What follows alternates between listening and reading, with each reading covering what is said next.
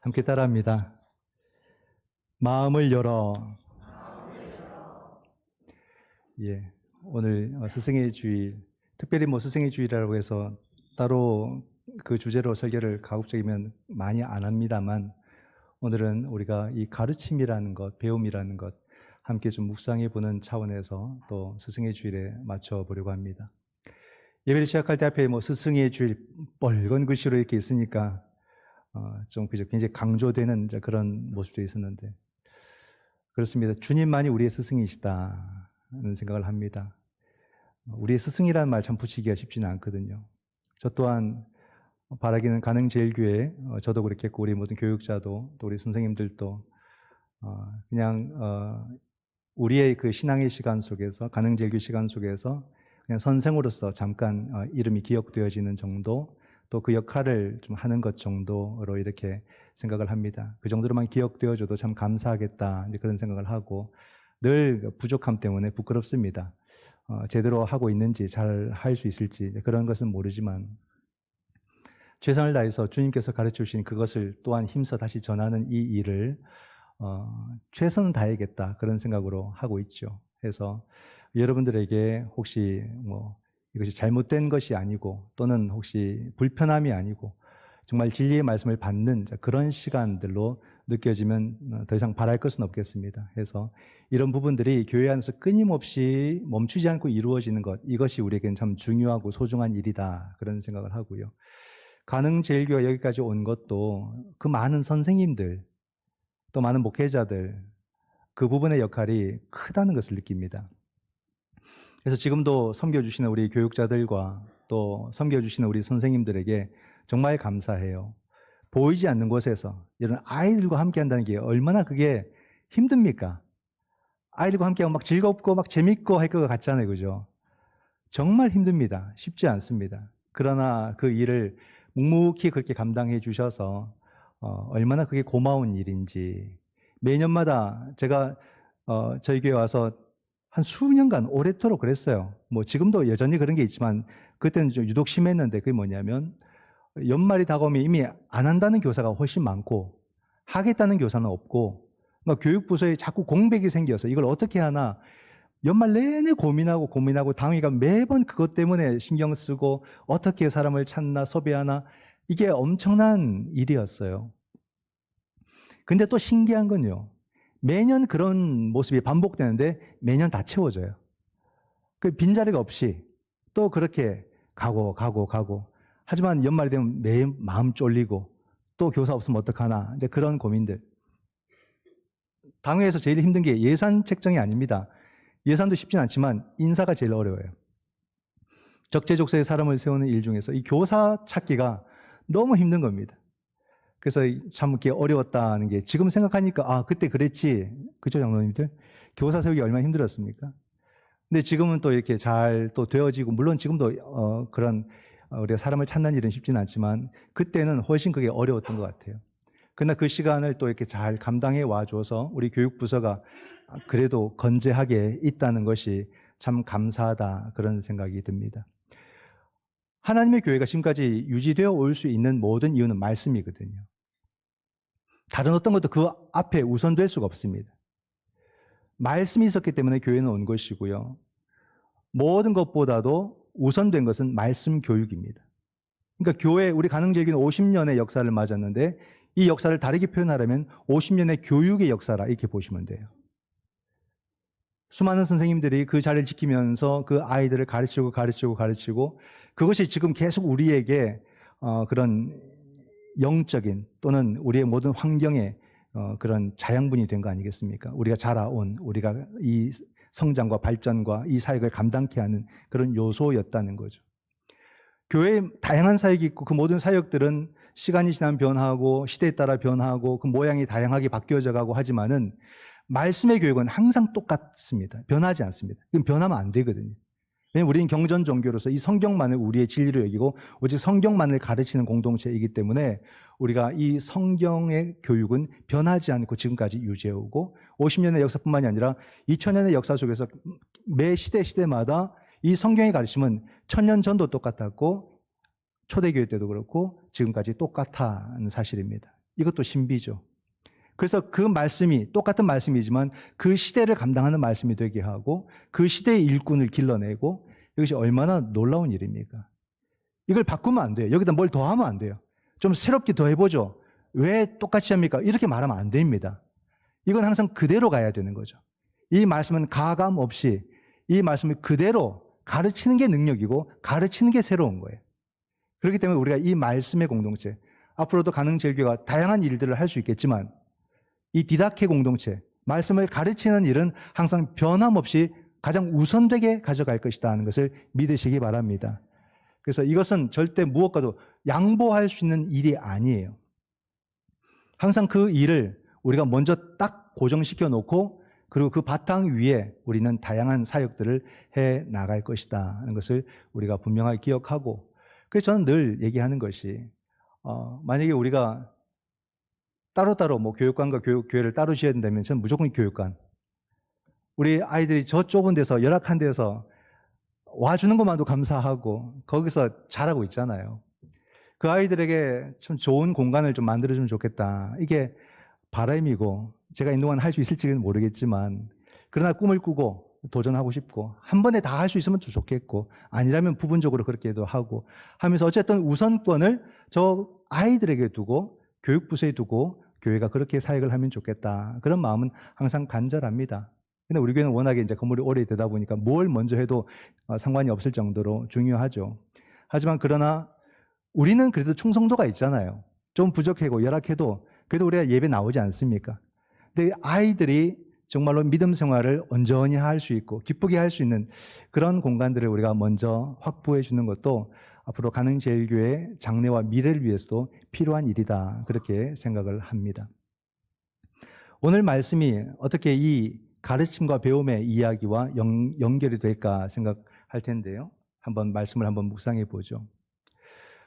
바울은 한 가지 고민이 있었습니다. 바울이 주로 복음을 가르치고 전했던 곳이 어디냐면 지금의 튀르키예, 그죠? 성경적인 언어는 소아시아 지역입니다.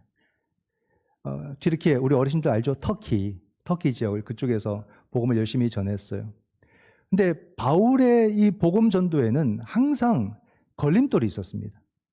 다양한 걸림돌이 있었는데 그중에 바울을 가장 힘들게 했던 게 뭐냐면 방해 요소가 너무 많아서 이 복음 전하는 것이 굉장히 어려움을 겪었어요. 참 우리가 그렇죠. 문제가 있으면 문제를 풀어갈 수 있는데 누가 이걸 집요하게 방해하면 그건 어렵잖아요. 마음도 상하고 힘들고 이제 그런 과정이 있습니다. 근데 바울은 무엇 때문이다 이렇게 얘기하지 않고 성령께서 막으셨다 이렇게 표현합니다. 성령께서 이곳이 아니라 다른 곳이라고 내게 말씀하시는 건가?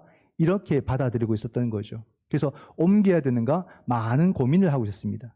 그런 가운데 오늘 본문 9절을 보면은 환상 가운데서 마게도냐 사람이 나타나가지고 이리로 와서 우리를 도우라 했다는 거예요. 그래서 바울은 그것을 성령의 음성으로 들었습니다. 그래서 내가 이제 튀르키예를 떠나야 되는구나 해서 떠나게 되고, 이것이 어떤 의미를 가지냐면은 유대 땅에서 나타난 그 예수 그리스도의 복음이 오늘 우리에게 이르기까지는 큰 전환점이 몇 번 있습니다. 그 가운데서 바로 그 첫 번째 전환점이라 보시면 돼요. 굉장히 중요한 시점이 되는 거죠. 바로 이 유대와 그리고 소아시아 유럽으로 복음이 넘어가는 시점이란 말입니다. 엄청난 전환점, 변화가 시작됩니다. 그래서 바울은 드로아에서 배를 타고 쭉쭉쭉 옮겨가지고 빌립보라는 성으로 들어가게 됩니다. 이게 처음으로 이제 바울과 함께 복음이 유럽으로 들어가게 된 거죠. 빌립보는 지금으로 말하면 그리스 북쪽, 동쪽, 북동쪽을 말합니다. 우리가 그리스 하면 잘 아는 곳이 아테네 아닙니까? 아테네는 남쪽이고 쭉 그 해안선을 따라서 동쪽 방향으로 위로 올라가다 보면 여기 데살로니가가 있고 쭉 가다 보게 되면 빌립보라는 곳이 있습니다. 그 빌립보로 이렇게 여기서 소아시아에서 배를 타고 갔다라고 그렇게 이야기를 합니다. 그 빌립보에 도착해서 이제 며칠이 지났어요. 그런 안식일이 되었습니다. 안식일이 되어서 기도할 곳을 찾다가 이렇게 보니까 바울이 도착한 그 동네에 강이 이렇게 있어요. 한강을 생각하면 안 됩니다. 한강 같은 건 세계에 많지 않습니다. 어마어마하죠. 이 작은 나라에 이렇게 크고 아름다운 강이 있을까 싶은데 그런 강 정도는 아니고요. 우리가 뭐 중랑천 정도 생각할까요? 그런 강이 있고 그 강변에 많은 여인들이 있었다. 바울이 보니까 그렇게 있었던 거죠. 자, 그곳에는 어떤 곳인가? 거긴 두아디라라는 그런 지역입니다. 그래서 나가보니까 빌립보의 두아디라. 그래서 여인들이 있고, 그럼 거기서 바울이 무엇을 했을까라는 거죠. 거기서 바울이 누군가를 만나게 되는데, 그가 바로 루디아라는 그 여인입니다. 그 여인들 중에 루디아라는 여인이 있었겠죠. 4절 말씀에 보게 되면, 14절 말씀에 보게 되면, 두아디라시에 있는 자색 옷감 장사로서 하나님을 섬기는 루디아라 하는 한 여자가 있었다. 이렇게 말합니다. 두아디라는 우리가 요한계시록 7교회 한 교회입니다. 그래서 너희 처음 행위가 처음보다 나중 행위가 더 낫다라고 칭찬받았던 교회. 그러나 이세벨을 그대로 방치했던, 그래서 혼났던 교회가 두아디라 교회입니다. 그러니까 그 지역과 오늘 빌립보 이 지역에 맞닿아 있는 것이고, 또 거기에는 누가 살고 있냐면 루디아라고 하는 여인이 살고 있었다. 루디아를 어떻게 표현합니까? 자색 옷감을 파는 그런 사업가로 소개를 합니다. 이 자색 옷감은 굉장히 고가의 물품이거든요. 루디아는 여성 사업가로 성공한 사람이에요. 그런 모습으로 등장합니다. 그런 가운데 이 루디아가 바울을 만나는 그런 장면이 여기서 나타나게 되는 거죠. 얼마나 역사적인 장면일까 싶어요. 유대 땅에서 가장 위대한 사도 바울이 선교의 여행을 하다가 나중에 빌립보 유럽까지 넘어가게 되고, 그 유럽에 딱 넘어가는데 또 마침 그 동네에, 그 강가에 그날 너무나도 훌륭하고 뛰어난 한 여인이 거기 있었고, 그러면서 바울과 만나게 되는 이런 만남의 시간이 쫙 펼쳐지는 이런 장면이 묘사되고 있습니다. 근데 이 루디아를 어떻게 표현하냐면 하나님을 믿는 사람이라고. 하나님을 섬기는 루디아 이렇게 나와 있어요. 여러분 이게 무슨 의미겠습니까? 바울이 유대 땅을 지나서 소아시아를 지나가지고 유럽으로 배를 타고 딱 넘어갔는데 거기에 하나님을 믿는 사람이 있더라 이 말입니다. 하나님을 믿는 사람이 있더라. 제가 예전에 중국 가서 선교지를 이제 찾으려고 중국을 갔다가 저기 뭐 티베트 지역 가까이 이렇게 고산까지 올라갔으면 고산병 한번 걸렸다고 한 적 있지 않습니까?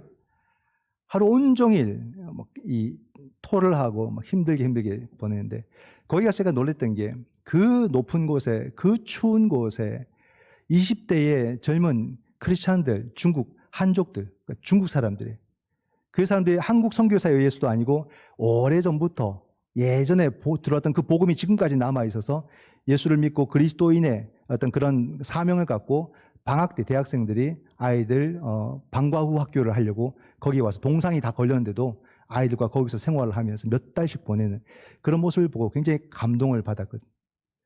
거기도 가니까 정말 중국인들 중에서 하나님을 믿고 그것을 또 열악한 지역에서 아이들에게 복음을 전해야 된다고 거기에 동상 걸려가면서까지도 그렇게 아이들을 가르치고 있는 모습을 볼 때 참 감동을 많이 받았습니다. 많은 걸 배우고 왔어요. 그런 것처럼 바울이 유럽으로 이렇게 갔는데 거기에 하나님 믿는 여인이 있는 겁니다. 참 이게 놀랍습니다. 근데 그 루디아가 하나님을 믿었다, 하나님을 섬겼다라고 말하는 여기서 우리가 힌트를 얻고 생각할 수 있는 게 뭐냐면 이 루디아가 그의 이전의 삶에 대해서 회의를 느끼고 있었다는 것을 알 수가 있죠.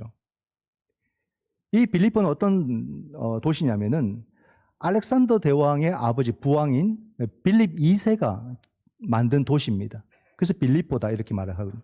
로마가 직속으로 관할하는 그런 식민지, 오늘도 식민지라고 나오죠, 성경에.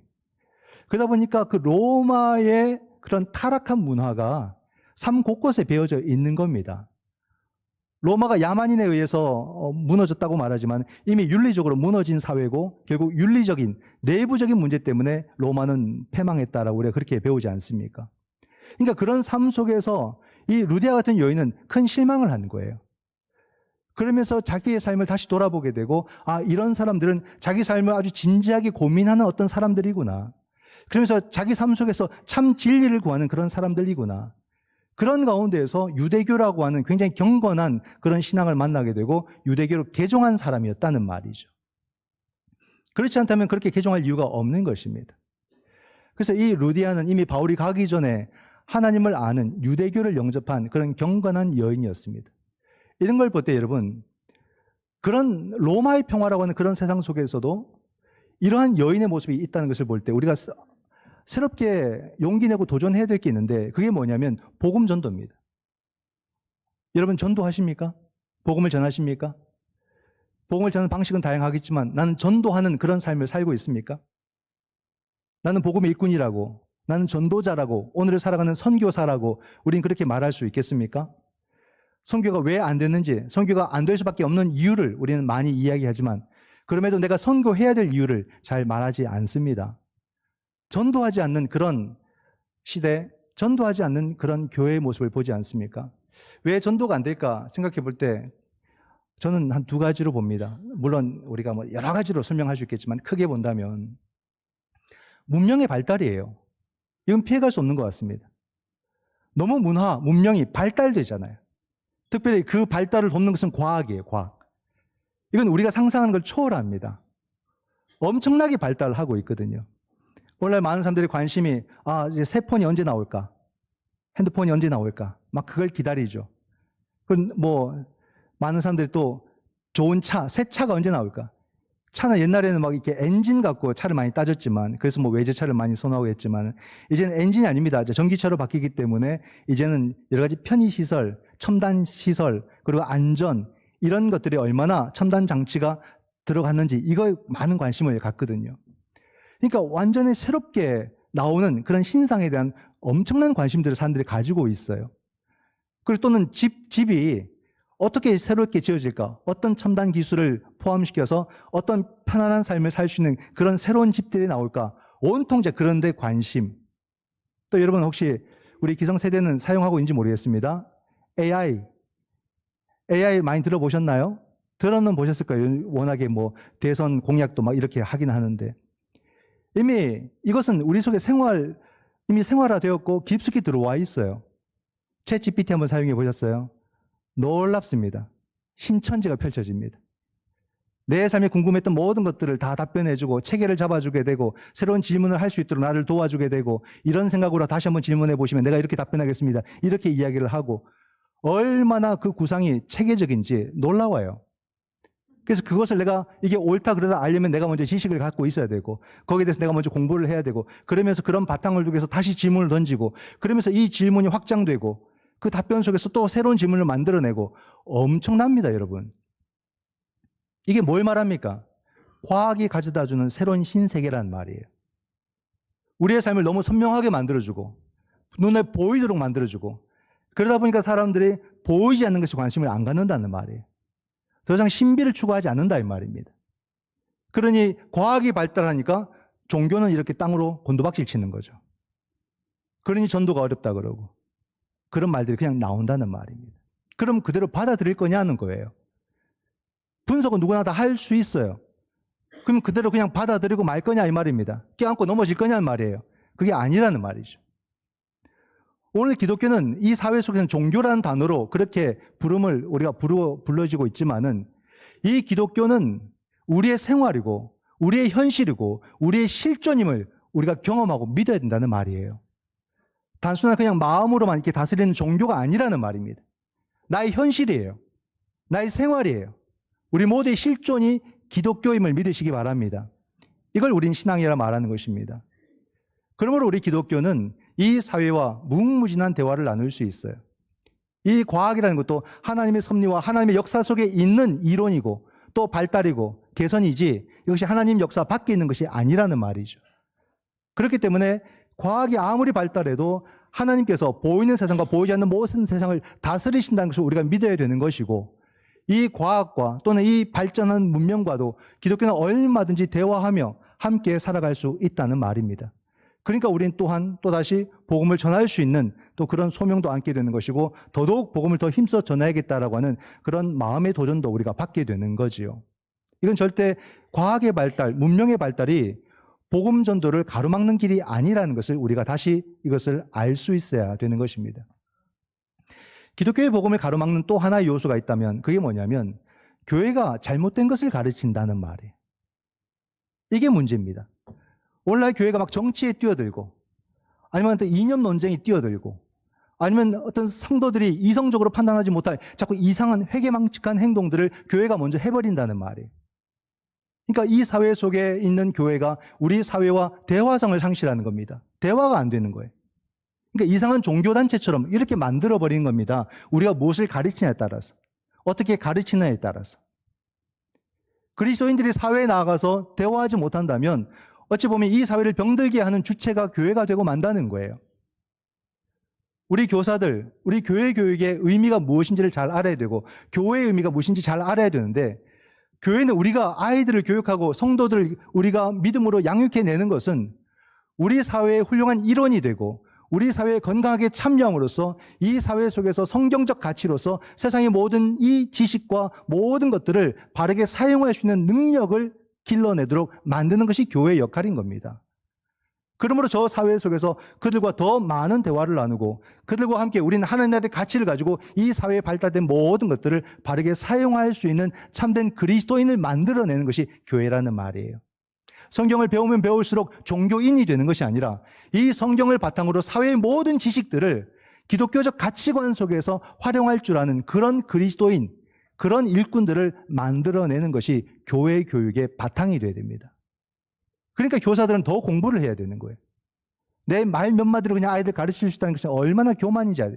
절대 그런 마음을 가져서는 안 되고 정말로 먼저 예배자가 되고 먼저 말씀의 일꾼이 되고 먼저 기도자가 되어서 이 하나님 나라의 가치, 말씀의 가치가 내게 든든히 세워져서 우리 자녀들이 어떻게 생각을 해야 되고 또 어떤 판단을 해야 될지 스스로 세상에 나아가서 그들이 어떻게 살아야 될지를 스스로 생각할 수 있는 능력을 길러주는 것이 교회 교육, 기독교 교육이 되어야 됩니다. 한평생 예수 믿기도 나아가서 이걸 내가 어떻게 선택을 해야 되지? 내가 어떻게 이걸 고민을 해야 되지? 고민할 수 있는 능력이 없는 거예요. 이런 가치관이 형성이 안 돼 있다 보니까 누가 이 말하면 저리 가고 또 누가 저 말하면 저리 가고 이런 줏대 없는 중심 없는 그런 그리스도인의 모습을 가지게 된다는 말입니다. 우리가 교회가 무엇을 어떻게 가르치느냐 이게 너무 중요해요. 엉뚱한 걸, 이 강단 위에서 엉뚱한 걸 선포하면 안 되고 아이들 앞에서 엉뚱한 걸 말하면 안 되는 겁니다.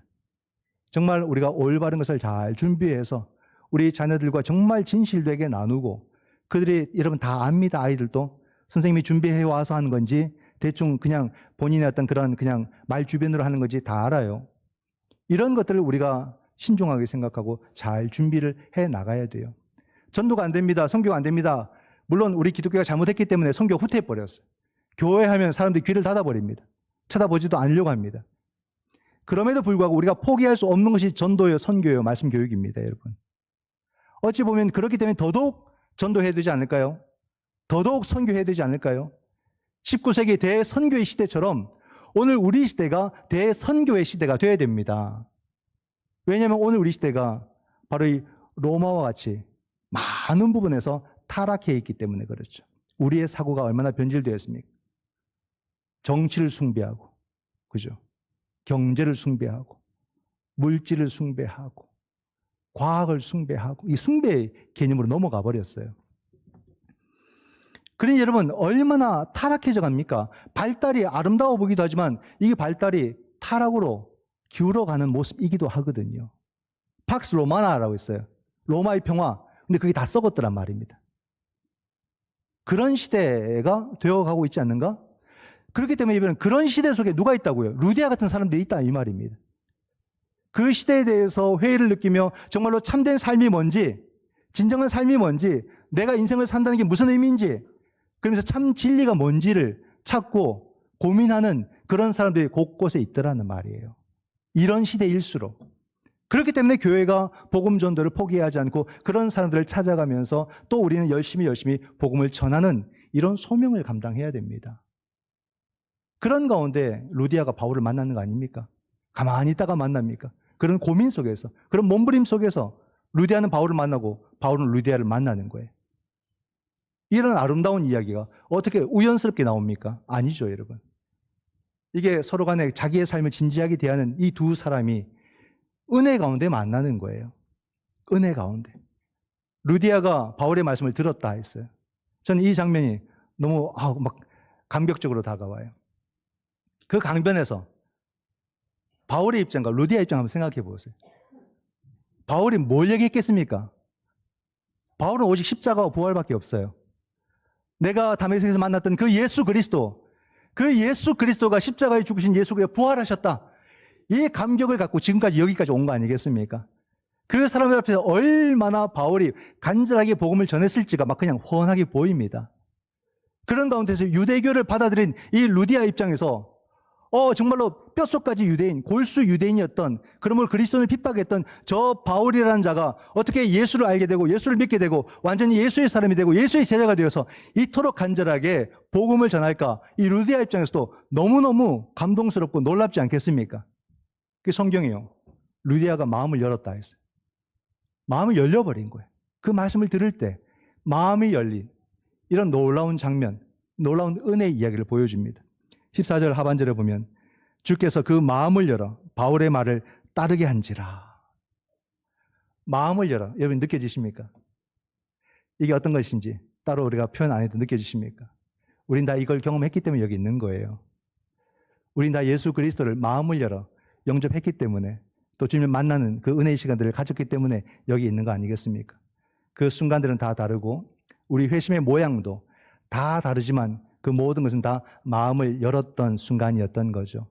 그 시간을 통해서 우리는 예수님을 만나게 되고 예수님을 경험하게 되고 그리고 돌아보니까 내가 이미 가능제일교회 한 지체가 되어 있는 평생을 여기에서 내가 운명을 같이 하는 그런 결단을 하고 있는 내 모습들을 보지 않습니까? 이 모습, 바울의 말을 들은 루디아는 이제 바울을 따르는 사람이 되었다. 이렇게 성경은 이야기합니다. 여러분, 이 관계를, 이 모양이 만들어지는 과정들을 잘 보십시오. 루디아가 바울의 말을 듣고 마음이 열렸어요. 거기서 끝나지 않았어요. 이제는 바울을 따르는 사람이 됐다는 겁니다. 바울을 따르게 될 때 루디아에게서 두 가지 모습이 나타납니다. 그 첫 번째는 뭐냐면 온 가족이 세례를 받았다. 세례를 받았다는 것은요, 새롭게 태어났다는 거예요. 새롭게 태어났다. 이제 새롭게 태어나면 그게 끝이냐? 아닙니다.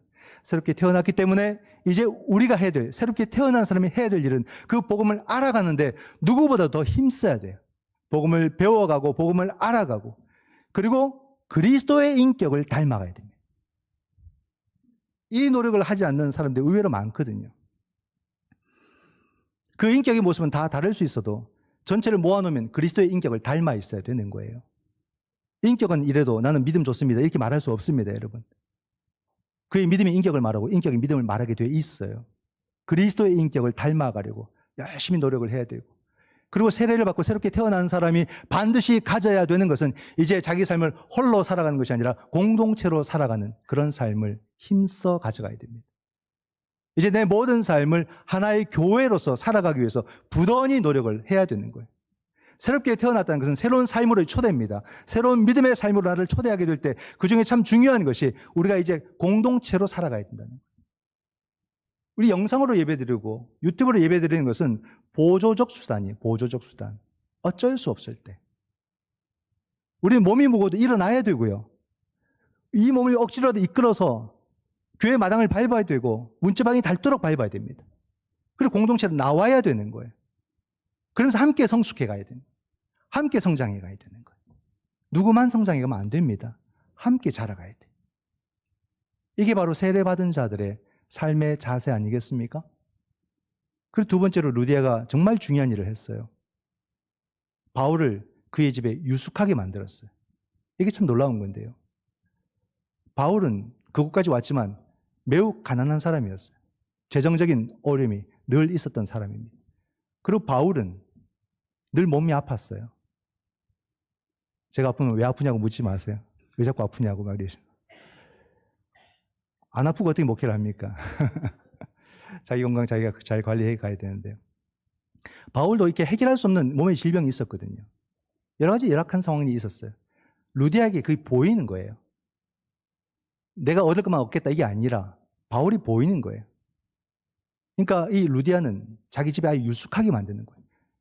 그리고 내가 할 수 있는 최소한 섬길 테니까 당신은 그 복음의 사역을 멈추지 않고 하십시오. 그래서 여러분 초대교회가 이 유럽의 첫 교회가 시작된 겁니다. 놀랍잖아요. 그런 루디안 재정적 지원을 바울에게 끝까지 합니다. 바울이 그것을 떠나도 계속 해줬어요. 그래서 루디아와 바울과 빌립보 교회는 항상 함께 갑니다. 이게 참 놀랍죠. 놀랍죠. 나중에 빌립보서를 쓸 때 바울이 특별히 루디아에게 감사해요. 얼마나 감사하겠어요. 얼마나 고맙겠어요. 루디아의 그 섬김이 절대로 가벼운 게 아니에요. 작은 게 아니에요. 한두 번 누구나 다 합니다. 한두 번 다 할 수 있어요. 그러나 계속 이 일을 지속해가는 것은 아무나 하는 게 아닙니다. 루디아는 바울을 만나고 바울의 말을 듣고 그 마음을 열게 되고 바울을 따르는 사람이 되었다. 이 말은요, 신의를 지켰다 하는 거죠. 저는 이 신앙에서 이 신의라는 것, 다른 말로 뭐 의리, 이게 너무 중요한 부분이라고 봐요. 여기까지 가지 못한다면 그냥 자기 개인적인 신앙에 머물거나 아니면 이기적인 신앙에 머무는 거죠. 이 모습을 루디아가 보여줬고 바울이 보여줬고 빌립보 교회가 보여주었다는 겁니다. 이게 무슨 의미입니까? 저는 그렇게 생각합니다. 그런 질문도 던져봅니다. 우리 가능제일교회가 가르치고 전하고 듣고 배우고 이런 아름다운 관계를 계속해서 유지해 나갈 수 있을까? 가능제일교회가 가르치고 전하고 듣고 배우면서 또한 우리 안에서 서로가 서로를 따르는 이 신의의 관계, 의리의 관계를 계속해서 유지해 갈 수 있을까? 여러분, 그것이 유지될 때만 하나님의 교회가 건강하게 세워짐을 믿으시기 바랍니다. 그 인격적인 관계에서만 교회는 말씀의 공동체가 될 것이고 그 시대에 합당한 주의 말씀을 선포하고 전도하는 그런 복음의 공동체가 될 줄 믿습니다.